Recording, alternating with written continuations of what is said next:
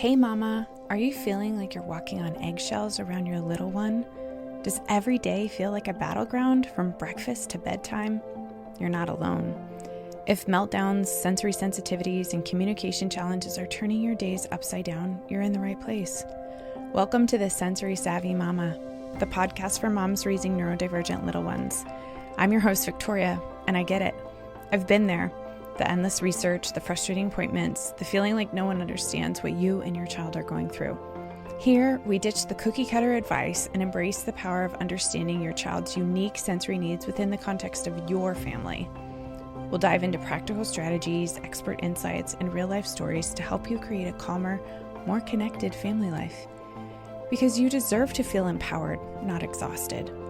Let's ditch the overwhelm and discover the joy of raising a sensory kid in a neurodiverse family. You ready? Let's go. Welcome to our very first episode of the Sensory Savvy Momma.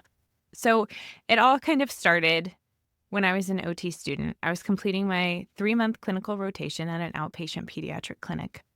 There was a new client who started coming in with his mom.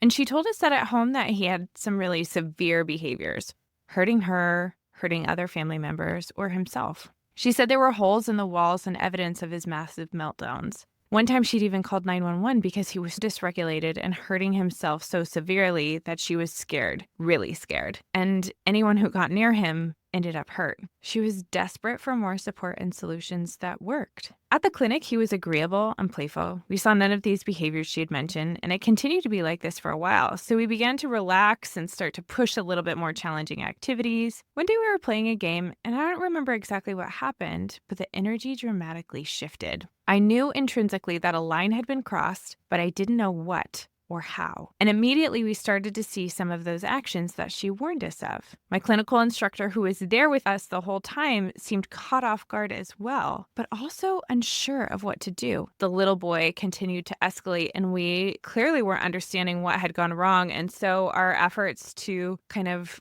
calm him down and regulate didn't go over very well. And I can only imagine how, when the adults around you are dysregulated and you're dysregulated and they're scared and you're scared, incredibly scary that must feel. And how even more it throws you into that survival mode of fight, flight, or freeze. For this little guy, he was clearly in fight mode. We did not know how, and were not effective in our efforts to calm him down. His mom ended up calling the police because she knew driving with him would not be safe. He could get out of his car seat, and she doubted she could even get him in it. I cannot convey the sadness, the grief, the anger, all of the emotions that I was feeling. I felt frustrated at just how ill-equipped I was in this situation. And I was scared that my clinical instructor didn't seem to know anything more to help them. My heart was just so sad and angry and outraged that this was their life. We had to do better. We had to do more. We had to do something. We later learned that he was admitted to the hospital where they sedated him, and he ended up hurting a staff member. And so they promptly discharged him home without any further medication or support. I was completely shocked. Now, there are so many things about this story that we could address. The social stigma around autism, the lack of good understanding and care by the professionals, myself included, the lack of training available to support families and children who have high support needs. The list goes on and on. I knew, though, as an OT, we were missing the mark, and I knew as a profession we could do better by this little boy and his whole family. But it also shook me enough to know that there were a lot more questions I had than answers. What came out of this experience was a shocking awareness at how uneducated or incorrectly educated we were, and how we needed much better resources and ways of getting those into the hands of the family who were living this out, seemingly alone every day. I have met and worked with so many moms who deeply love and care for their child, while also feeling completely isolated, ill-equipped, and like this is the most challenging and difficult job of their entire life. I found that starting with the sensory system and understanding how the brain was processing their environment gave us so much more information on what they needed from the environment and the type of environment that would allow them to interact and move without so much frustration and struggle, without so much anxiety, in a way that supported them and their needs. I found that when we tailored the environment to the sensory needs of the child, which often were just simple little shifts, the child was able to move through that environment, to participate in activities, to interact with much greater ease, less triggers, and overwhelm. I found that when we took the time to understand a child's unique neurosignature, or the unique way that their brain processes incoming sensory information, how it ascribes meaning, and what it does with that, the response that it creates, when we understood that neurosignature, it was like flipping a switch to turn on the light to see what was really going on. Too often, children are described as being manipulative or out of control in their behavior or just downright difficult. And that's not what's really going on. When we look at the sensory system and how their brain is processing, when we go back to that basic level, it provides so much clarity and insight to previously unknown information. It allows us to meet the child right where they're at and effectively support them and provide accommodations. It allows us to cultivate deeper connections and allow them to be their authentic self. And when we do this, we start to see the light return to their eyes. After working in this field for a while now, I have seen too many kids where the light is so dim, where the spark has completely gone out. They are so used to compliance-based methods. They are used to being told their experience isn't valid. Even though that's not what we mean at a conscious level, subconsciously, that's what we're communicating.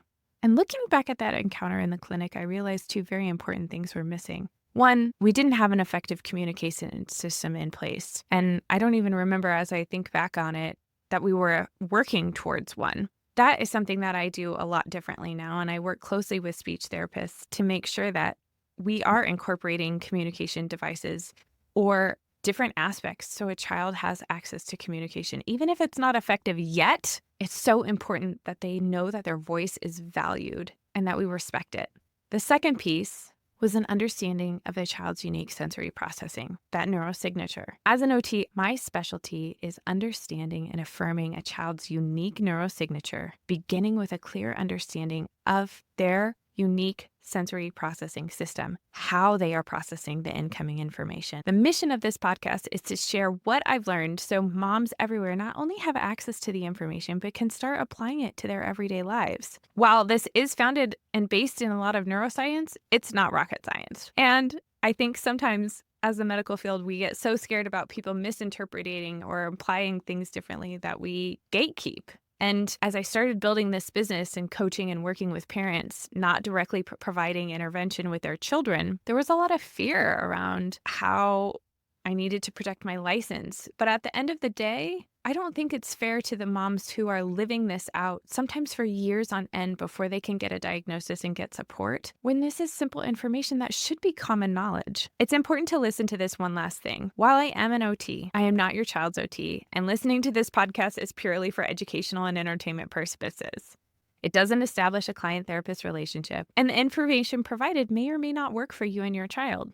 So please use critical thinking. And while I do use methods backed by neuroscience, I have also found that a measure of a mother's intuition is also needed. You are the expert of your child.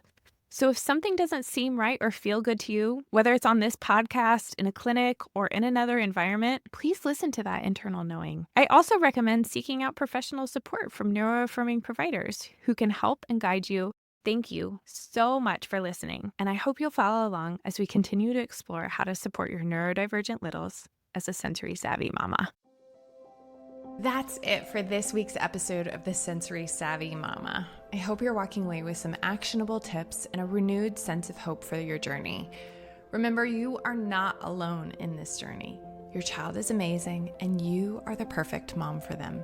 If you love this episode, please subscribe and leave a review. It helps other moms like you find our community and lets us know what you want to hear.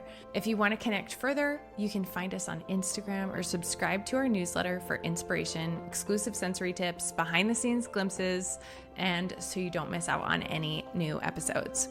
We are all in this together, Mama. I love you, and I'm so proud of you.